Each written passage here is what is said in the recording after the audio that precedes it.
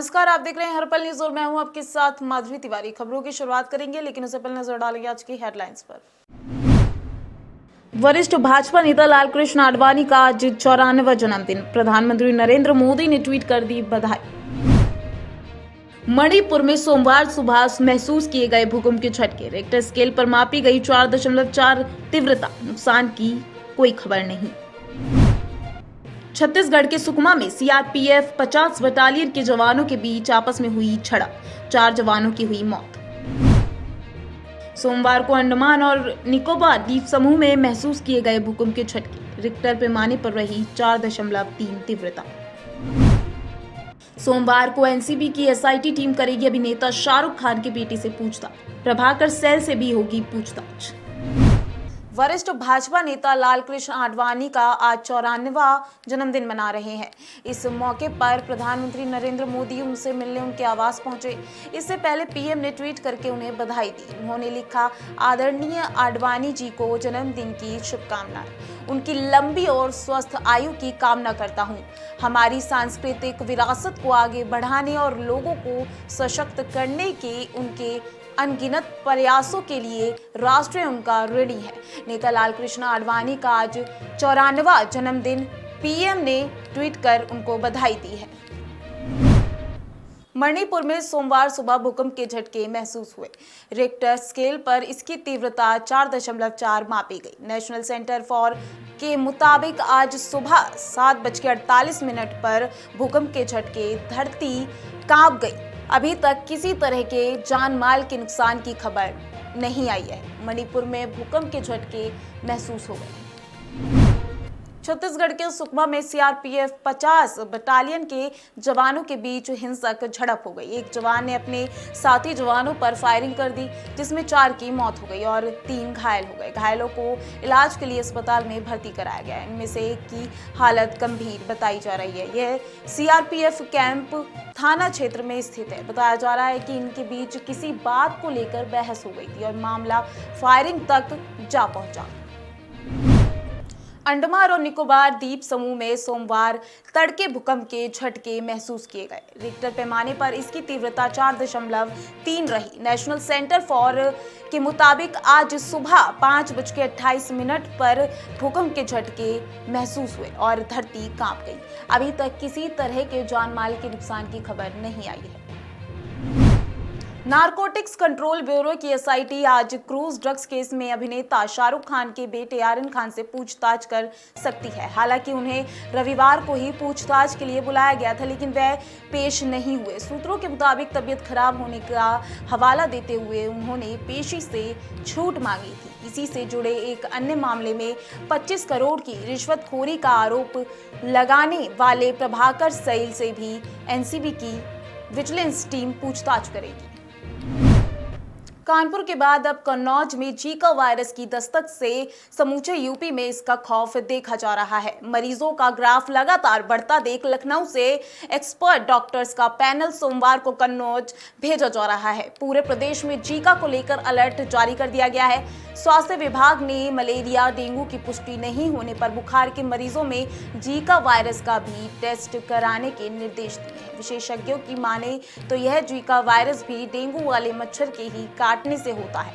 यही कारण है कि इसके प्रदेश के कई जनपदों में फैलने की आशंका है। दरअसल कोरोना के बाद राज्य में मौसमी बुखार का जबरदस्त असर देखा जा रहा था। इस बीच डेंगू, मलेरिया और स्क्रब टाइफस ने भी पैर पसारने शुरू कर दिए हैं। इस बीच जीका वायरस की दस्तक ने नई मुसीबत बढ़ा दी है। अकेले कानपुर जिले में 100 से ज्यादा केस मिल चुके हैं। ऐसे में स्वास्थ्य विभाग ने पूरे उत्तर प्रदेश राज्य को अलर्ट कर दिया है। प्रदेश के संचारी रोग निदेशक डॉक्टर जीएस वाजपेयी पहले ही कानपुर का दौरा कर चुके हैं। सोमवार को लखनऊ से एक्सपर्ट पैनल की 3 सदस्यीय टीम कन्नौज भेजी जा रही है। अहम बात यह है कि कन्नौज में जीका पॉजिटिव मरीज की कानपुर की ट्रैवल हिस्ट्री रही है। यही कारण है कि विभाग के जिम्मेदार ये मान नहीं रहे हैं कि फिलहाल जीका का एपिसेंटर कानपुर ही है और इसे आगे फैलने से रोकने पर जोर दिया जा रहा है। डॉक्टर जीएस वाजपेयी ने बताया कि जीका वायरस को गंभीरता से लेते हुए कानपुर जिले में लखनऊ की टीम भी भेजी गई है। साथ ही सभी जिलों के सीएमओ को अलर्ट कर दिया गया है। इसमें लक्षण वाले मरीजों में जीका वायरस के टेस्ट की भी सलाह दी गई है। उन्होंने कहा है कि सभी को अलर्ट जारी कर बता दिया गया है कि मरीजों में डेंगू और मलेरिया की पुष्टि नहीं होने पर जीका वायरस की भी जांच कराई जाए। इसके साथ ही उन्होंने कहा कोविड सेंटर से भी मरीजों का हाल लिया जा रहा है। डेंगू मादा एनाफिलिस मच्छर की वजह से होता है। यही मच्छर जीका वायरस का भी वाहक है। ऐसे में नगर मलेरिया टीम व जिला मलेरिया विभाग की टीम को तैनात किया गया है। ये टीम मरीजों के घर के आसपास और घरों में इंडोर स्प्रे कर रही है। साथ ही मच्छरों के लार्वा को संग्रह पर सैंपल लैब में भेज रही है। इसके अलावा एंटी लार्वा और फॉगिंग भी इलाके में कराई जा रही है। लोक आस्था के महापर्व की शुरुआत सोमवार से होगी। व्रती नहा के और खा के साथ 4 दिनों के इस पर्व को शुरू करेंगे। मंगलवार को व्रत के दूसरे दिन रसिया रोटी का प्रसाद ग्रहण कर निर्जला उपवास शुरू करेंगे और अगले दिन अस्तांचल होते भगवान भास्कर को अर्घ्य देंगे। सोमवार की व्रती नहाए खाए के दौरान चावल, चने की दाल और लौकी की सब्जी खाकर व्रत को शुरू करने के साथ दूसरे दिन खरना की तैयारी भी शुरू करेंगे। भगवान भास्कर के 4 दिनों के इस अनुष्ठान को लेकर राजधानी के कई इलाके गुलजार हो गए हैं। स्वच्छता के माहौल में पूर्वांचल बाहुल्य क्षेत्र पूरी तरह से छठमय हो गए हैं। अनाधिकृत कॉलोनी ही नहीं, अपार्टमेंट फ्लैट्स में रहने वाले पूर्वांचल के घरों में छठी मैया के गीतों से भक्ति की बयार बहने लगी है।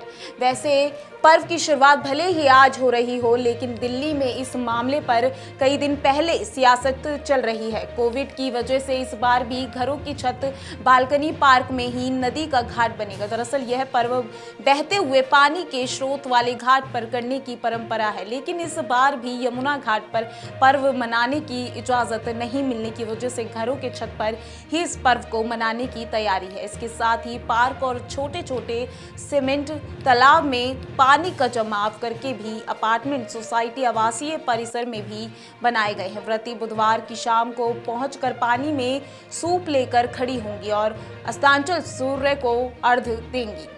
बृहस्पतिवार को उगते हुए सूर्य को अर्घ्य देंगी। वहीं दिल्ली के कई इलाकों में लोग छठ घाट पर नहीं पहुंचने की स्थिति में घरों की छतों पर हौज बनाकर उनमें पानी भरकर छोटे छोटे समूहों में छठ पूजा करने की तैयारी में है। कई इलाकों में छतों को भी केला के पत्तों से खास तौर पर सजाया जा रहा है। प्लास्टिक और रबर के बड़े हौजनुमा ट्यूब भी इस मकसद से बाजार में खूब बिक रहे हैं। अनाधिकृत कॉलोनी में रहने वाले और कई अपार्टमेंट में रहने वाले लोगों को छत की उपलब्धता नहीं होने पर गलियों व घरों के बाहर ही पूजा अर्चना करेंगे।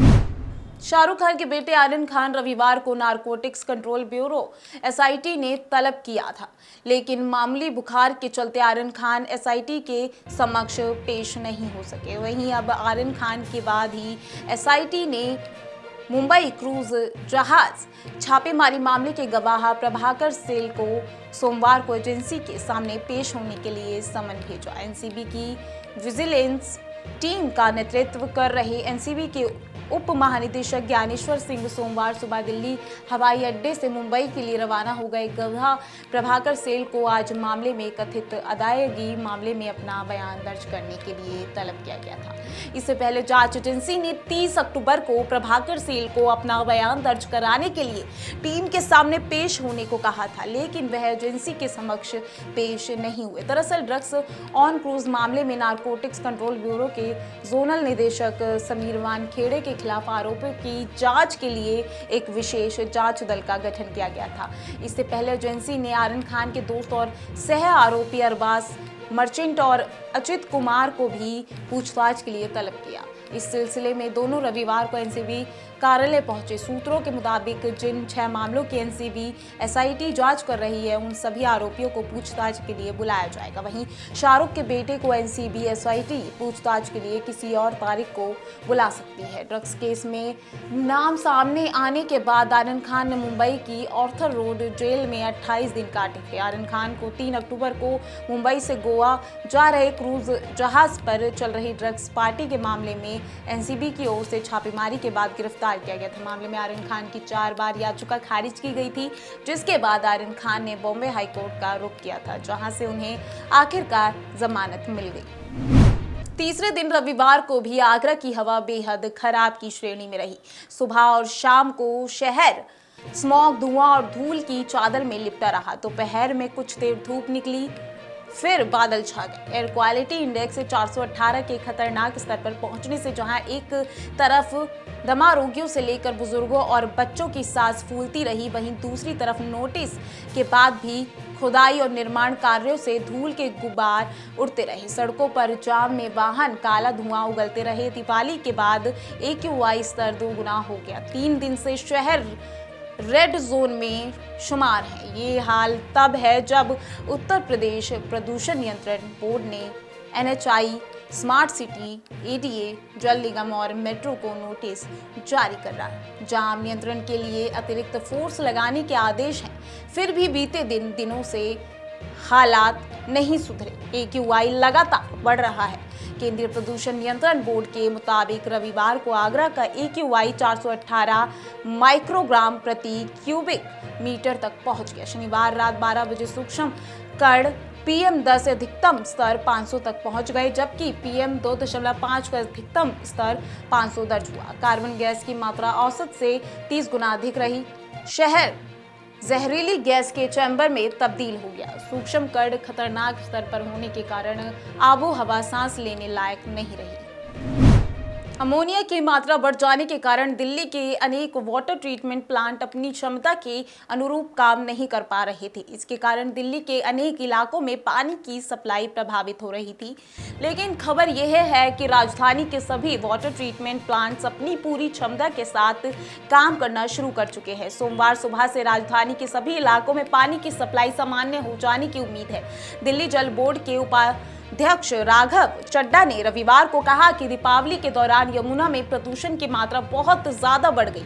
इसके कारण अमोनिया की मात्रा स्वीकृत लेवल से बहुत भारी स्तर तक बढ़ गया है। यही कारण है कि दिल्ली के अनेक वाटर ट्रीटमेंट प्लांट इस दौरान सही से काम नहीं कर पा रहे। लेकिन इस मुद्दे पर सटीक कदम उठाने के बाद अब राजधानी के भगीरथ, ओखला और सोनिया विहार सहित सभी वाटर ट्रीटमेंट प्लांट्स अपनी 100% क्षमता के अनुसार काम करना शुरू कर चुके हैं। अनुमान है कि सोमवार सुबह तक दिल्ली के सभी इलाकों में पानी की सप्लाई सामान्य हो जाएगी। राघव चड्ढा ने हरियाणा पर आरोप लगाया है कि दिवाली के दौरान उसकी तरफ से यमुना में भारी मात्रा में प्रदूषित जल यमुना में बहाया गया। इसके कारण यमुना में प्रदूषण का स्तर बहुत ज्यादा बढ़ गया। इससे वाटर ट्रीटमेंट प्लांट के काम करने की क्षमता प्रभावित हुई और इस दौरान लेवल आधी क्षमता से ही जल उत्पादन हो पा रहा था। इस दौरान दिल्ली सरकार ने राजधानी के सभी इलाकों में पानी के टैंकर भेजकर स्थिति सामान्य करने का प्रयास किया। उन्होंने कहा कि सरकार लोगों को किसी तरह की तकलीफ नहीं होने देगी। अब पानी की सप्लाई सामान्य होने की उम्मीद है।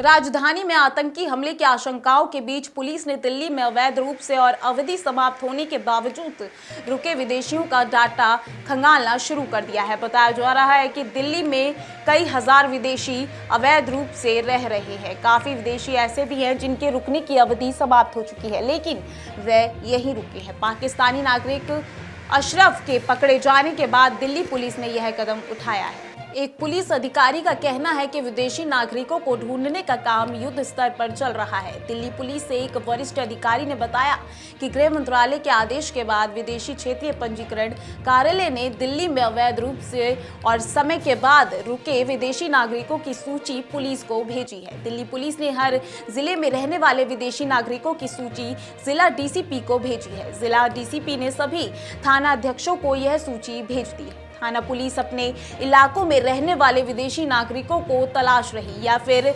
वेरिफिकेशन कर रही है। दिल्ली पुलिस मुख्यालय में बैठे एक अधिकारी ने बताया कि दक्षिण पूर्व जिले में कुल 65 विदेशी समय के बाद रुके हैं। इनमें सबसे ज्यादा 51 नागरिक अफगानिस्तान, 5 बांग्लादेश और 4 युगांडा के हैं। अफगानिस्तान के सबसे ज्यादा 23 नागरिक हजरत निजामुद्दीन और 22 लाजपत नगर में रह रहे हैं। बरमाड़ा से लेह तक 476 किलोमीटर लंबी रेल लाइन के लिए 62,000 करोड़ की लागत से पुलों और टनलों का निर्माण होगा। इसमें टनलों पर 56,000 करोड़, पुलों पर करीब 6,000 करोड़ खर्च होंगे। उत्तर रेलवे ने बरमाड़ा मनाली लेह रेल लाइन की ड्राफ्ट डीपीआर तैयार कर दी है। 31 दिसंबर से पहले रेलवे बोर्ड को फाइनल डीपीआर सौंप दी जाएगी। इस सामरिक रेल लाइन के लिए करीब 150 किलोमीटर लंबा अप्रोच रोड बनेगा। सामरिक और व्यापारिक दृष्टि से रक्षा मंत्रालय का अति महत्वपूर्ण बरमाड़ा मनाली लेह रेल लाइन का सपना साकार होने के नजदीक पहुंच गया है। उत्तर रेलवे ने इस परियोजना की ड्राफ्ट डीपीआर तैयार कर ली है। जून 2021 में पीएमओ ने इस परियोजना का रिव्यू किया था। उत्तर रेलवे को इसकी डीपीआर जल्द तैयार करने का आदेश दिया था। डीपीआर तैयार करने के लिए उत्तर रेलवे ने सैटेलाइट और लिडार सर्वे करवाए। वहीं तुर्की के इस बात की जांच की जानी है कि पहाड़ों से इस रेल लाइन के लिए टनल और पुल बनने हैं, वे पक्के हैं या नहीं है। हाल ही में 28 से 31 अक्टूबर तक इस रेल लाइन को अंतिम रूप देने के लिए रेलवे बोर्ड के सदस्य इंफ्रास्ट्रक्चर संजीव मित्तल ने भी रेलवे अधिकारियों की टीम के साथ लेह का दौरा किया। उन्होंने सेना और राज्य सरकार के अधिकारियों से इस संदर्भ में बैठक भी की। उत्तर रेलवे ने उक्त परियोजना की ड्राफ्ट डीपीआर तैयार कर ली। दिसंबर 2021 में इस उत्तर रेलवे के जीएम को मंजूरी के लिए भेजा जाएगा। मंजूरी के बाद डीपीआर रेलवे बोर्ड को जाएगी। अगर डीपीआर में कोई त्रुटि नहीं हुई तो उसके बाद रक्षा मंत्रालय और रक्षा मंत्रालय से यह प्रोजेक्ट पीएमओ को मंजूरी के लिए जाएगा। सब सही रहा तो मार्च में प्रस्तावित 2022 से 23 के बजट सत्र में इस परियोजना को शामिल किया जा सकता है। बरमाड़ा मनाली लेह रेल लाइन के परियोजना निदेशक दिनेश त्रिपाठी ने बताया कि दिसंबर तक उत्तर रेलवे डीपीआर तैयार कर जीएम को सौंप देगा। बिहार के स्वास्थ्य मंत्री मंगल पांडे ने रविवार को कहा कि आज हमने एक बड़ी उपलब्धि हासिल की है। पांडे ने कहा, बिहार ने आज 7 करोड़ से अधिक टीकाकरण पूरा कर लिया है। स्वास्थ्य मंत्री ने कहा कि दिसंबर के बाद 8 करोड़ से अधिक टीकाकरण लक्ष्य हासिल करने की उम्मीद है।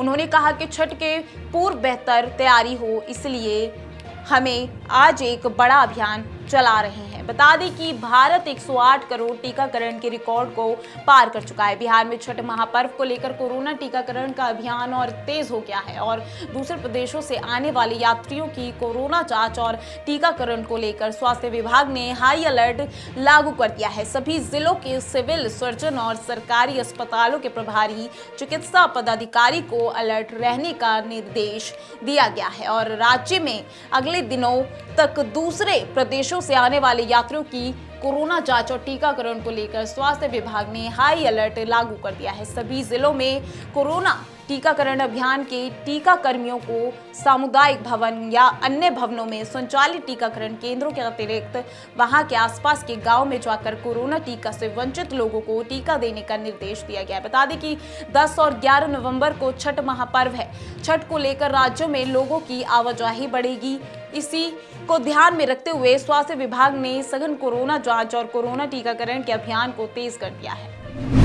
जम्मू कश्मीर के मशहूर डल और नगीन झील के हाउस बोट और शिकारा मलिक पिछले कुछ वर्षों से सबसे ज्यादा आर्थिक संकट के शिकार हुए हैं। कोरोना महामारी, आतंकवाद, अनुच्छेद 370 और हाल ही में गैर प्रांतीय लोगों की हत्याओं में पर्यटन व्यवसाय को बुरी तरह प्रभावित किया है। अब सर्दियों का मौसम शुरू होने के साथ पर्यटक भी आने लग गए हैं और इससे हाउस बोट और शिकारा मालिकों को उम्मीद है कि उनके नुकसान की कुछ भरपाइयां हो सकेंगी। शिकारा और बोट मालिकों की एक समस्या यह भी है कि बाढ़ और आग की दुर्घटनाओं के कारण कई हाउस बोट क्षतिग्रस्त हो गए हैं। फिलहाल के लिए आज की खबरों में बस इतना ही। देखते रहिए हर्पल न्यूज़। नमस्कार।